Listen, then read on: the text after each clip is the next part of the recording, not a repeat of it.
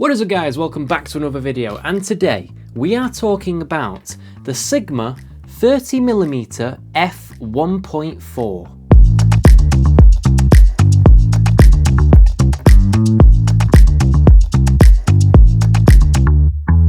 So I have had the privilege to use the Sigma 30mm f1.4 lens from my friend Idem. Now he bought the lens and gave it to me straight away, so I have to thank him for this because this video would not have been made if it wasn't for him. He said take it, make a video out of it, and I was really happy. Now first off, the lens is absolutely gorgeous. Like, there's nothing that I'd say that is wrong about it by the appearance, other than the size. But once I put it on the Sony ZV-E10, I fell in love with it. I wasn't really too keen about 30mm at first because I'm so used to 16mm. Well, this is 23mm, but my normal videos where they're 16mm, I'm kind of liking the idea of having a 30mm lens. Before we start the video, I'd like to give a special thank you to Idem for letting me use this lens. This video would not have been made if it wasn't for him for lending me this lens, so I appreciate him, man, cheers. And if you want to go and check some of his stuff out, he has an Instagram and also a TikTok where he posts photos and a little bit of video editing here and there. He does amazing content as well. Go and check him out. And as well as, he is also available to hire in Manchester. So if you are in Manchester and you want to be hired by him for photos, just give him a DM and he'll sort it out. Right, so we're now going to jump into this lens, but how can I tell you guys about how beautiful it is without showing you? So the rest of the video is going to be filmed on this lens. Let's do it.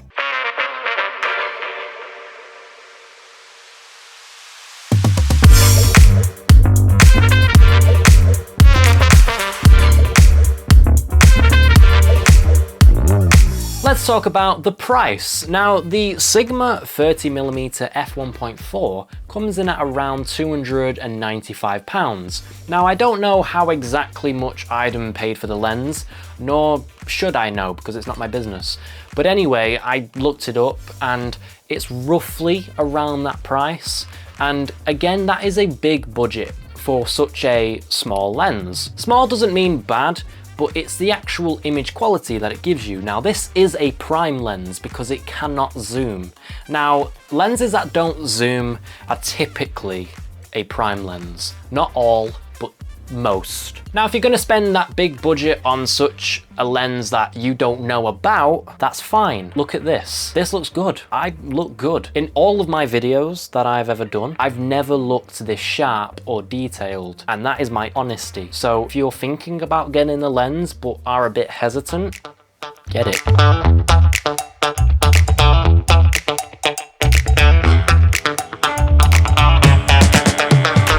Let's talk about the design and the build quality now. The Sigma 30mm lens is actually part of contemporary line. I can't say that word.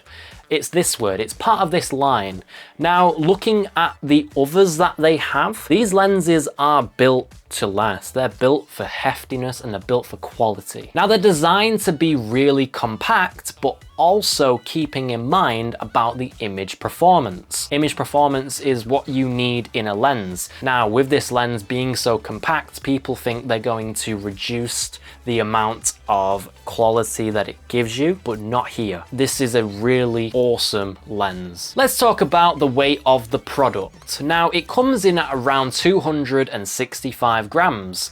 Now, again, that is a really lightweight lens because I have a lot of different lenses. Like, this is my most heaviest lens, which is my Sony 350 lens, I think it is. Is it? Yeah, it's 350. I had to look then, I've not used it in so long. With it being lightweight, you can carry more camera gear, and raise a hand if you really hate carrying camera gear. This guy. Let's talk about aperture. With a fast f1.4 aperture, the lens opens up possibilities for low light shooting and beautiful, creamy bokeh.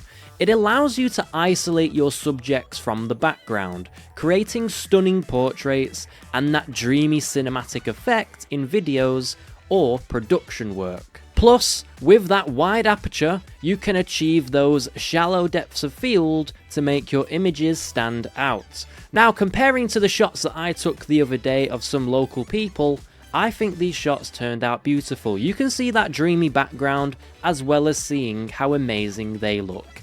And I just want to say a big thank you to the people who let me use these photos in this video. You are awesome.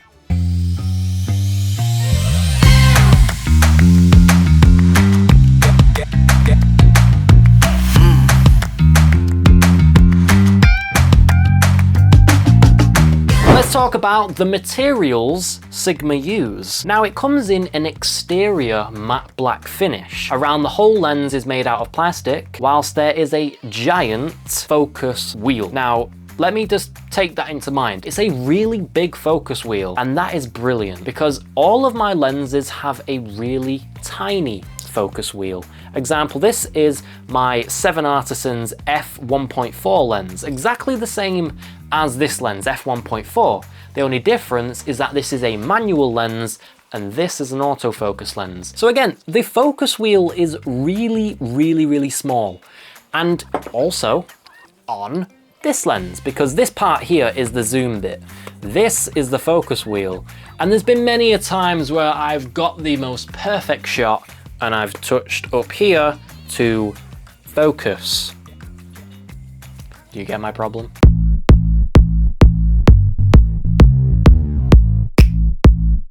Let's talk about the compatibility. Now, Sigma offer a lot of different mounts to different cameras. Now, think in your head, what camera do you own? It probably can fit. Now, I'm gonna have to read it off because there's a lot of them and I can't actually fathom how much I have to read. So I'm just gonna look, don't judge. So the Sigma actually comes in, first off, E-mount for Sony, and it also has micro 4/3. Now, if you don't know what micro 4/3 are, I'm going to give a little example of what it is. Micro 4/3 cameras are all about power and portability. They're lightweight, easy to carry, and still driven in image quality. Now, they're perfect for travelers, vloggers, and photographers, and they work with a wide range of lenses, so you're ready for any shoot. It also has a Canon EF-M mount and a Leica L mount, but bear in mind, whatever lens compatibility you may not have on this list, you can always get a lens adapter to fit it. So therefore, it's universal. Right, let's talk about what really matters, image quality. Now, throughout this video, I've already said the image quality is beautiful, but let's actually dive into how it looks. This lens offers a really large aperture, coming in at 1.4 f-stop, as we like to call it, or aperture. That means you're letting in a lot of light on your sensor. So, example, this lens right here is an f1.4. Now, if I point this up to the camera right now, you can see this little ring on the inside, not the outside, the inside. There is a tiny little black dot. As soon as I rotate it, I'm opening up the lens to f1.4, the widest aperture that this lens and also this lens can give you. Now, f1.4 is absolutely amazing because you can have amazing bokeh, which is bloomy lights in your backgrounds of shots, but it doesn't always mean you have to use it. Now, with this lens, what I've noticed is if you set it to f2 or f2.8, not only will your image be even sharper, it will also have sharper edges, making it a very beautiful look for photos. Now, if you are a portrait photographer or a landscape photographer, the wider your aperture, the more faded it is. But the more lower your aperture, the more sharper it is. And that's what you need to take into consideration, because if I was going out taking portraits, I would set this lens to about 2.8, still having a blurry background compared to my 3.5, but also having my subject, which is the main matter, sharp. And the closer the subject is, the blurrier the background. That's what you need to consider. Alongside this lens being absolutely awesome, there are some cons, and I'm not going to sit here and not tell you the cons because there are some things that I don't like. And first off is barrel distortion. There is a slight barrel distortion, and it can be corrected in post, but again, you will notice it. Very minimal. And another one is chromatic aberration. That is also with this lens, and it's very minimal again, which can be slightly corrected in post. Another one is the aperture being set to 1.4, which is the highest it does. You will have a little bit of what's called vignetting, where you have black rings around the sides of your videos, especially if you're doing videos, and some of your photos, depending on how bright the light is outside. But don't worry, this does diminish as you go up in stops, so take that into consideration. Let's talk about the autofocus. Now, this lens has the best autofocus that I've ever used. Now, this lens has what's called a stepping motor autofocus, meaning that anything you throw at it, it will snap instantly. Are you ready for this? Let's say I'm talking about this lens. Look at that. Look how quick that was. Look at that. Example, I'm talking about this lens. Look how quick that was. Now, have you ever seen at the start of my videos where I show the lens off and I blur the background? That is all editing. Now, if I had this lens, I would never have to do that. Example, let's say I'm talking about this lens today. Look at that. Look at the blurry background. That is really, really cool. Another con about this lens is the weather sealing. It doesn't have great weather sealing, so if you are out in a storm or rain, please be careful because it doesn't have weather sealing. So let me know down in the comments if you think I should purchase this lens myself, because again, this is not my lens, this is somebody else's. So if I do look really good to you guys and you prefer this type of style, please tell me because I will get it. And if you do like it, of course, I want my content to be the best for you guys. Right guys, that has been me. I have been Guy Tech Reviews, also named Reese Guy. Now I want to give a special thank you to Idem for letting me use his lens.